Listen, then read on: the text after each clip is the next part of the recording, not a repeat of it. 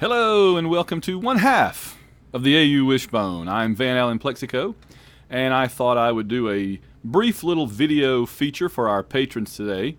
I'm also doing some technical testing on the equipment, using this opportunity to do so. So if the audio changes a little bit during the show, I'm just using this to try to make our podcast sound better for you.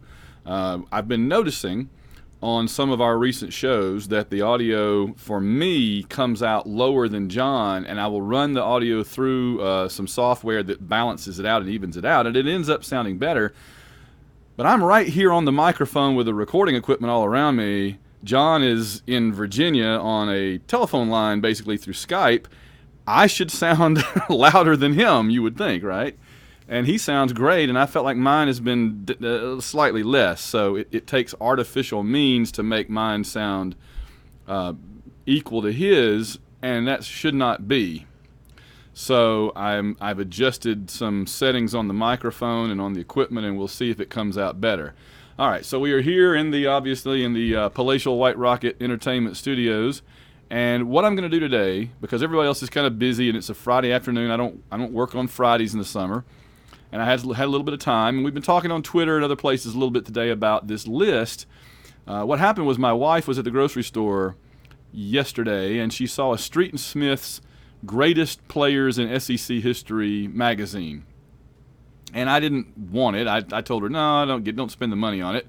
But she took a picture of the list in the table of contents of the 10 Auburn players, and I posted that. I tweeted that.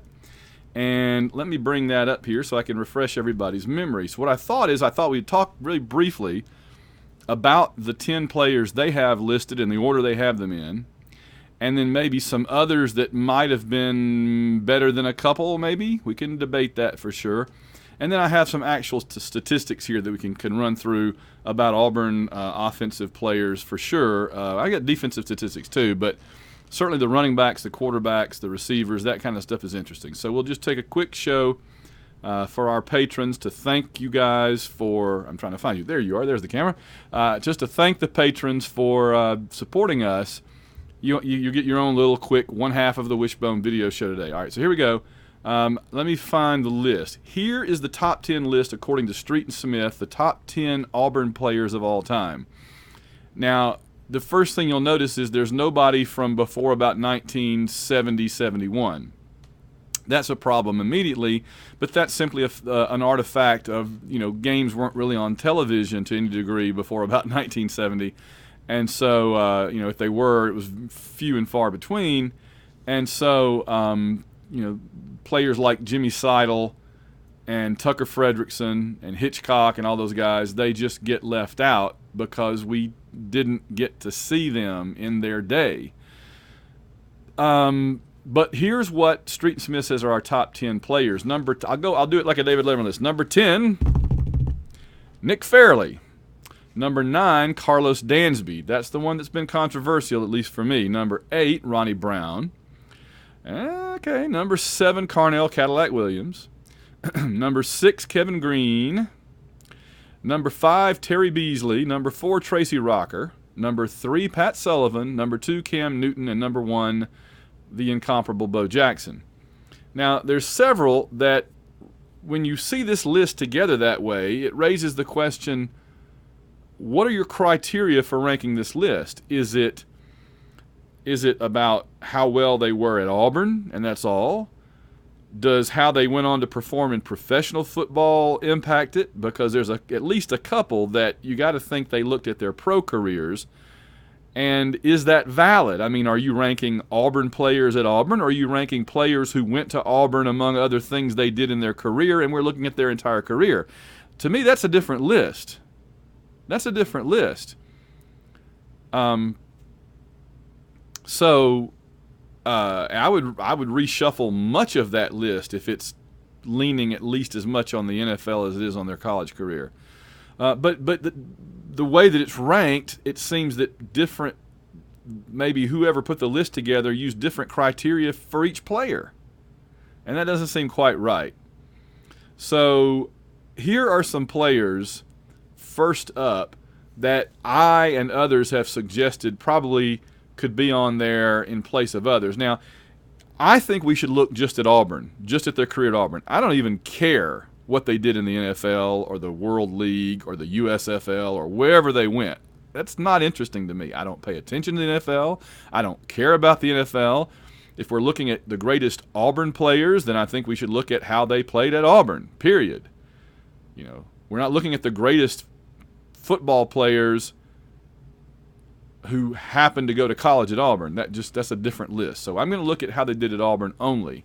So if we're doing that, I'm immediately going to probably drop Carlos Dansby off this list, because as good of a linebacker as he was, you know, there are others who are, I think, comparable to him. And I think there are other Auburn players that made a greater impact on the team that weren't even, you know, that were not him, that are not on this list. I'm also going to move Kevin Green down. I mean, he had maybe one good year at Auburn, but when I think great defensive lineman at Auburn, I don't think Kevin Green. When I think great Pittsburgh Steelers defensive lineman, I think Kevin Green, sure. But that's not what this list is, okay? So Dansby and Kevin Green immediately go off the list. I'm going to promote Nick Fairley up, because while he only really had one big year for Auburn, I said earlier on Twitter, I think he probably was about 30% of that national championship. Maybe a little bit less, maybe a little bit more, some of the things he did in key games. Certainly against Oregon, against Alabama, against Mississippi State that year.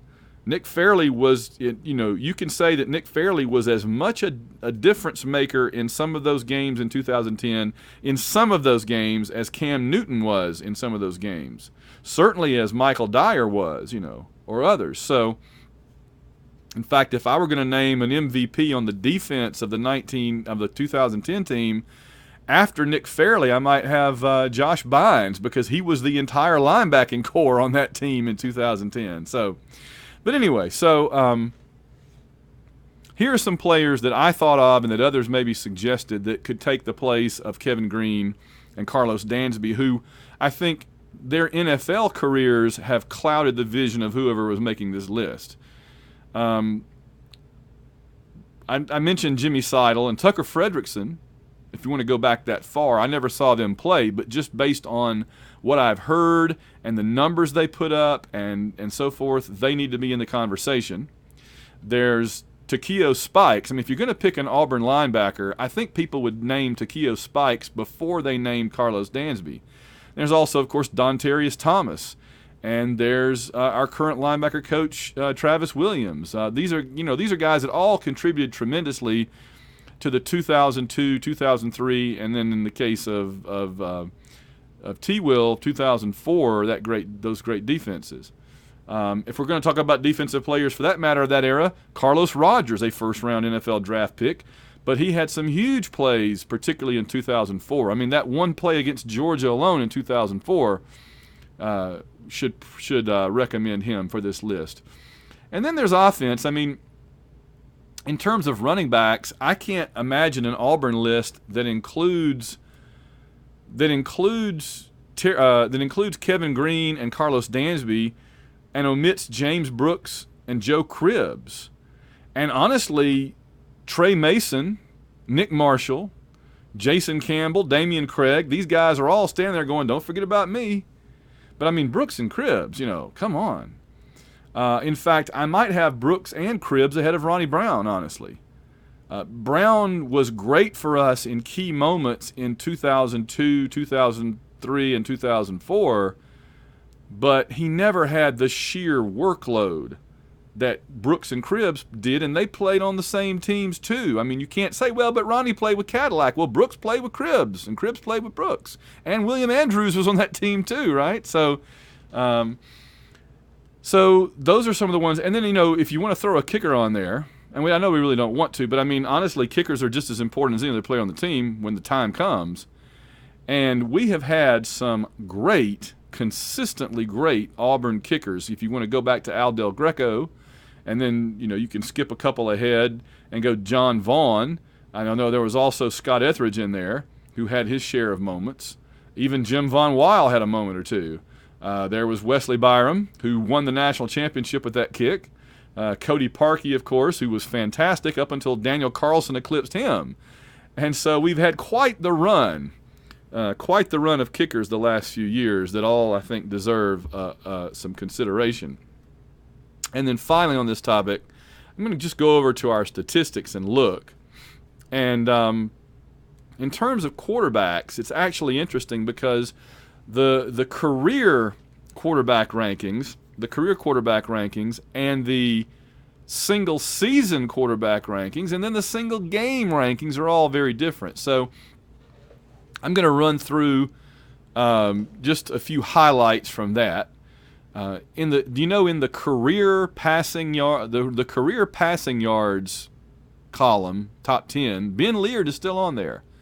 Ben Leard is at number 10, Nick Marshall number 9, Reggie Slack ahead of him at number 8, and Slack had 2 solid years just like Nick Marshall did. He edges out Nick Marshall by just under 200 yards over a career. Number 7 is Patrick Nix. Interesting to see where his son ends up on that list, depending on what happens. Number 6 is Damian Craig. We jump all the way up to 6,000 career yards there. Pat Sullivan at number 5. Brandon Cox surpassed Pat Sullivan in Brandon Cox's 17-year Auburn career. Jarrett Stidham is actually at number 3, only playing 2 years. Brandon Cox ended up with 6,959. Jarrett Stidham 7,217. Pretty impressive. I think they're including some of his Baylor yards there, though, which doesn't really seem fair. But this is career passing for these players. Number 2 is Jason Campbell with 7,299 yards in his 4 years that he played. He played on and off for 4 years. He was not the full-time starter in 2001 or 2002, but I believe he was in 2003 and 2004. And then, of course, the number 1 career passing yards quarterback in Auburn history is Stan White because he was the pretty much undisputed number 1 starter 1990, 91, 92, and 93. And he's the only one with over 8,000 yards, 8,016. And what's interesting to me about Stan White's leading the career passing yards number is that he did that with really only 1 year where the team was really good, right? He was the quarterback in 90, 91, and 92, and those are the last three Pat Dye years that Auburn struggled. I don't think we won like 8 games in 1990 when he was a freshman, and then 5 in 91 and 5 in 92 before going undefeated in 93. So Stan really did do some good work on some pretty mediocre teams there, his sophomore and junior years particularly. Now, if we look at the single season yardage, it's a very different story, and I think this is interesting. If we start at single season, number 10 is Damian Craig, his junior year. Number 9, Brandon Cox in 2005, and that was the year that Cox had all those receivers, not just Courtney Taylor, but all the receivers that were freshmen in 2002. He was getting to throw to in 2005, along with having Kenny Irons in the backfield. Number 8 is Nick Marshall, 2014. That's going to be the only Nick Marshall appearance on this list because in 2013 we were much more of a running team, but in 2014 Marshall was airing it out to Darvin Adams, I believe, right? No, Sammy Coates and those guys. Number 7 on the single season list is Patrick Nix in 95. That was Nix's senior year, and he threw the ball all over the field in 95. We have a very high scoring offense that year. Number 6 was Pat Sullivan in 1970. So his junior, I believe, right, year was his biggest year. Number 5, Jason Campbell in 2004. So Jason Campbell's senior year was the number 5 all-time single-season passing year. He was airing it out to Roma Shadu and Obamanu and those other guys that year. Courtney Taylor. Number 4 single season is Jarrett Stidham in 2018. So even in kind of a mediocre year when his numbers weren't all that great, Stidham still passed for 2,794 yards last year and is the number 4 all-time passing season. That's pretty remarkable. Number 3, and by the way, that means that Our offensive coordinator the last 2 years, who is now at Chip, who is now at Troy, he coached the quarterback to 2 of the top 4 single-season passing years in Auburn history. So say what you will about him, and say what you will about Auburn's teams the last 2 years in 2017 and 2018. Chip Lindsey and Jarrett Stidham together had 2 of the top 4 passing seasons in Auburn history, and that's impressive. If we could have just had a good, solid running game to lean on last year, things might have been a lot different. The number 3 all-time single-season passing year, Cam Newton, 2010, 2,854 yards, which is remarkable when you consider that Cam also ran for over 1,000 yards that year. And our top 2 single-season passing yards seasons are both over 3,000 yards. Number 2, Jarrett Stidham, 2017 with 3,158. Jarrett Stidham, number 2. And number 1, the all-time single-season passing yards in Auburn history was Damian Craig in 1997 with 3,277 yards. If Damian had had 2 years or even 3 years of that kind of passing, basically give him Pat Nix's 1995 numbers, that alone has him nearly 6,000 yards passing before you even before you even throw in 94 and 96. So, all right, so that's career and single season. And then just for fun, here are, and this is really interesting, you're going to be surprised, I think, by this. The single game top 10 passing yards in Auburn history.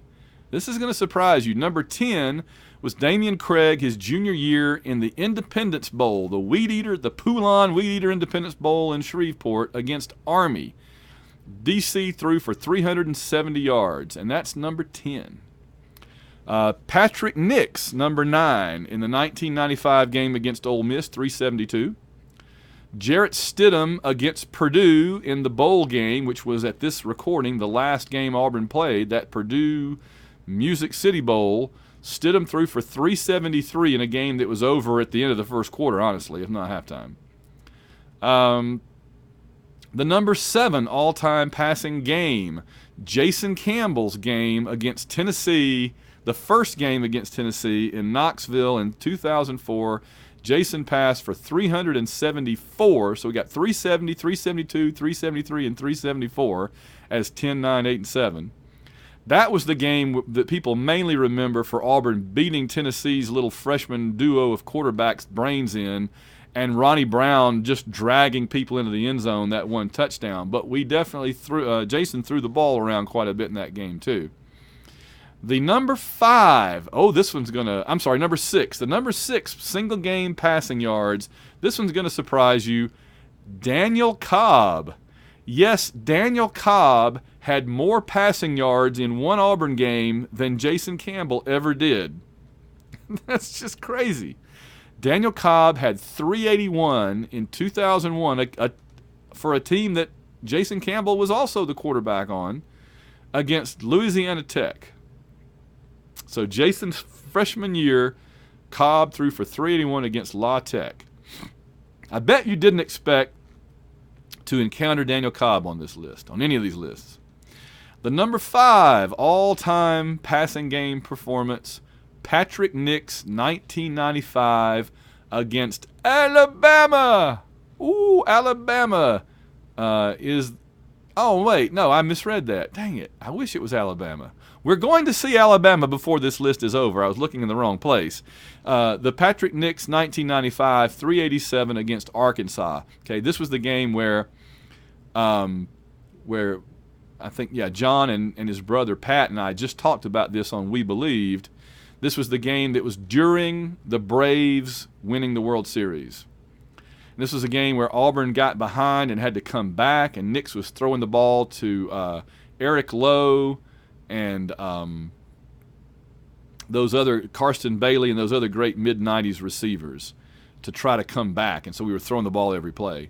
The number 4 single-game all-time Auburn passing performance, this was Damian Craig's greatest performance, 1996 against Mississippi State, 394.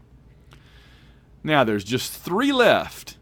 Now you know we've got a lot of great quarterbacks. You're thinking, well, where is Pat Sullivan? Where is Cam Newton? Pat Sullivan and Cam Newton are not on this top 10 list. Neither Pat Sullivan nor Cam Newton has a top 10 single game passing record for Auburn. How about that? You're not going to believe who's number 3 and number 2. You may believe who's number 1. The number 3 single game passing yards in Auburn history, Ben Leard against against Michigan in 2000 in the Capital One Bowl or Citrus Bowl, whichever it was. I was at it. I don't remember which they called it then. But Ben Leard, 394 yards against Michigan in the 2000 bowl game in Orlando. Now, number 2 is also Ben Leard. Ben Leard has the second and third all-time single-game passing performance. Did anybody see that coming? And this one was against Georgia in 1999. A lot of that was Ben Leard, and honestly, a lot of that was Ronnie Daniels. Leard would complete a pass to Daniels. 5 Georgia guys would jump on Daniels, and Daniels would drag them the length of the field for a touchdown. So Ben Leard, 416 yards against the Bulldogs in 1999. So the number 2 all-time passing performance in Auburn history was against Georgia. The number 1 all-time passing performance, and it's not even close, for Auburn is against Alabama. 2014, Nick Marshall, 456 yards passing in Tuscaloosa against Alabama.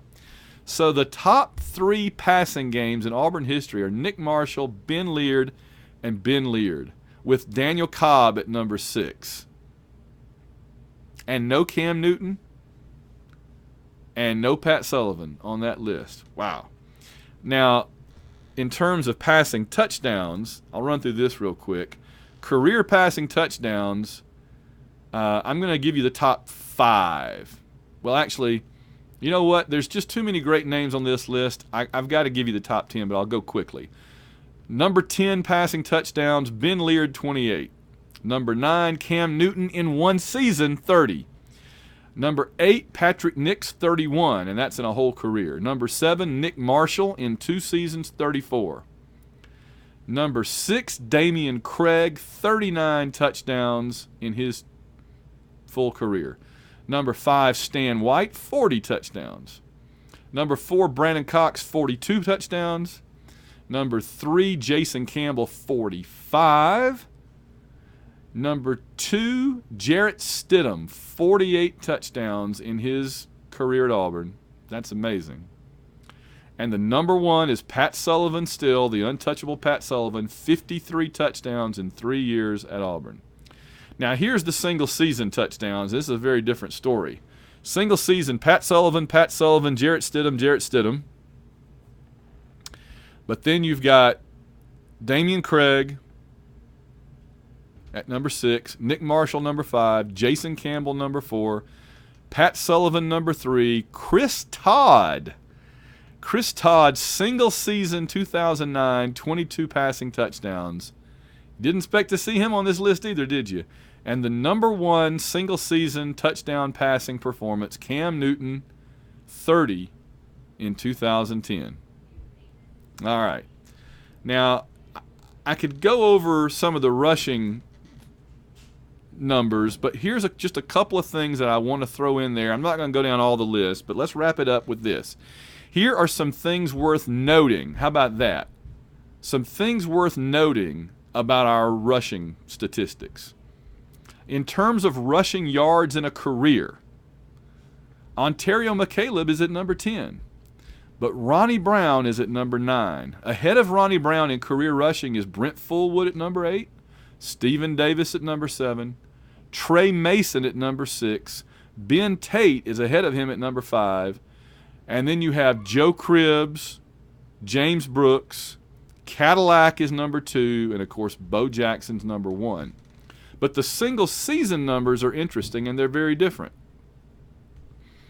In terms of single-season rushing yards, number 10 is Cadillac, 2003. At number 9 is James Brooks. At number 8 is Ben Tate. Tied for 6, there's no number 7. Tied for 6 is Brent Fullwood and Kerryon Johnson with 1391. Number 5 single-season rushing yards is a quarterback, Cameron Newton. Number 4, Cameron Artis Payne, 2014. Number 2, Bo Jackson. And the number 1 single-season rushing yards leader in Auburn history is Trey Mason. And in terms of a single game, I'm just going to zip up the list, starting with number 10, Cameron Petway against Ole Miss. Bo Jackson, Stephen Davis, Rudy Johnson, number 6, against Louisiana Tech. Joe Cribbs, Bo Jackson. I love that number 4, Bo Jackson, is against Alabama. And then number 2, Trey Mason, and the number 1 rushing yards in Auburn history in a single game, of all people, Curtis Kuykendall, 307 yards in 1944 against Miami. All right, so that's a good place to stop. Let's leave off there. And we talked a little bit about the top 10 players in Auburn history, what I thought, what some other folks thought, what Street Smith thought. What do you think? So down in the comments down there, leave us a comment about who we've forgotten or who you think should be off or who you should think be on, or if you want to defend Carlos Dansby, or if you want to defend one of these other guys, that's perfectly fine. Just leave us a comment down there. We appreciate your support, folks. We appreciate you helping keep our network on the air, and I'll be back soon with another little feature for you. And in the meantime, in case you don't know, We Believed episode 7 is in production. 6 with the first half of the Tommy Tuberville era is out there on Patreon, and number 5 is going out to the public. So until then, War Eagle, and we'll see you guys down the road.